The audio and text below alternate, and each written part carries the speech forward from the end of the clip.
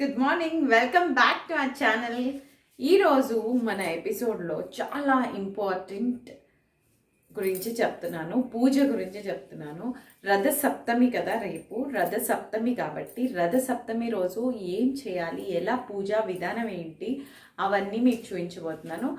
వీటికి ముందు మనం పొద్దున్నే సన్ రైజ్ రాకముందే లేచి స్నానాలు చేసేయాలి. ఆ స్నానం ఎలా చేయాలి అంటే, మన జిల్లేడాకు ఉంటుంది కదా, ఆ జిల్లేడాకు 7 తీసుకొని తల మీద పెట్టుకొని 2 రేగిపళ్ళు పెట్టుకొని నీళ్లు పోసుకోవాలి. ఇలా స్నానం చేస్తే మనకి ఏదన్నా ఏలినాటి శని అన్నా ఏదన్నా ఉన్నా పోతుంది. అండ్ మన పాపాలు అంటే తెలిసి తెలియక ఏమైనా పాపాలు చేస్తుంటే కూడా ఆ పాపాలు కూడా తొలగిపోతాయంట.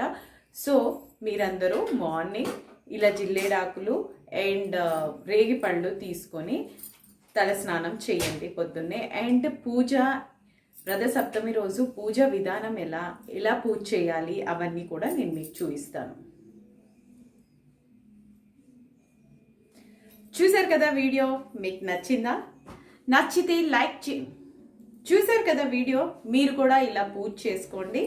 అండ్ మీకు ఈ వీడియో నచ్చితే లైక్ చేయండి, షేర్ చేయండి, సబ్స్క్రైబ్ చేయండి, బెల్ ఐకాన్ క్లిక్ చేయడం మర్చిపోవద్దు. బెల్ ఐకాన్ క్లిక్ చేస్తే నేను ఏ వీడియో పోస్ట్ చేసినా నోటిఫికేషన్ వస్తుంది. Thanks for watching. Bye bye.